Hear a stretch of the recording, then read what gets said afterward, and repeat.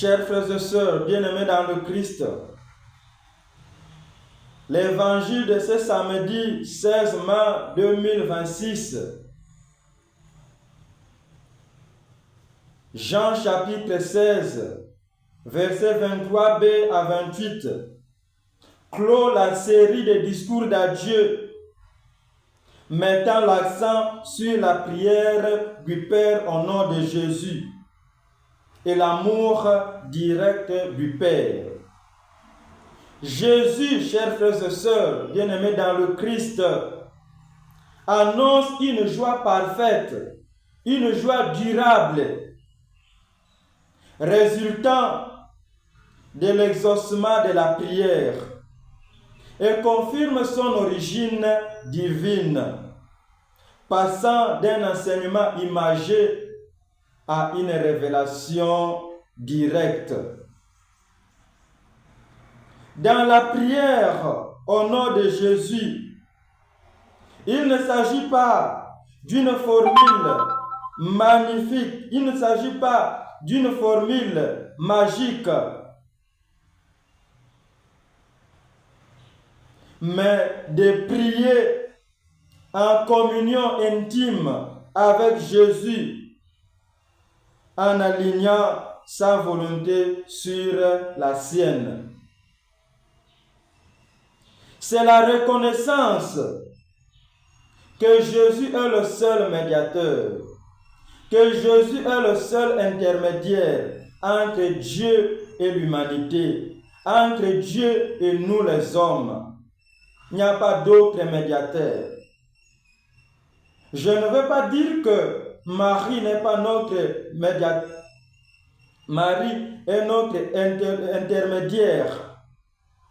Oui, Marie est notre intermédiaire, mais entre Jésus et nous, les hommes. Mais Jésus est notre intermédiaire entre Dieu et nous. En ce qui concerne l'amour direct du Père, Jésus révèle que le Père nous aime directement, car nous avons cru à sa divinité.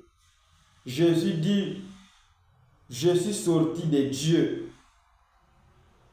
Il n'y a plus d'autre médiation. Il n'y a plus de médiation nécessaire pour obtenir l'affection, pour obtenir l'amour de Dieu.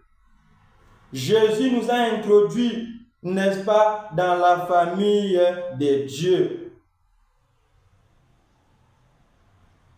La joie parfaite ou la joie qui demeure, cette joie n'est pas une émotion passagère, mais la certitude intérieure de l'amour de Dieu et de victoire du ressuscité.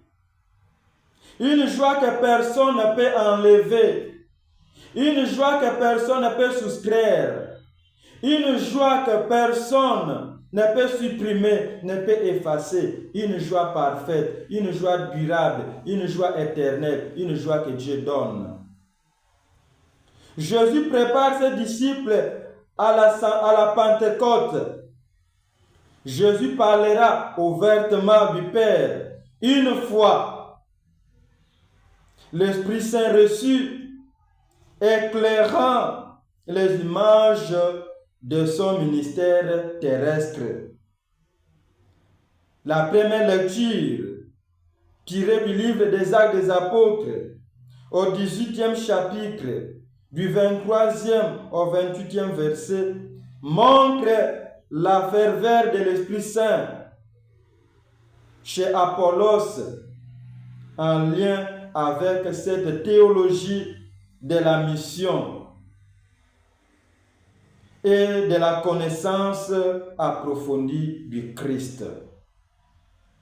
Que Dieu bénisse nos ambitions, nos projets. Amen.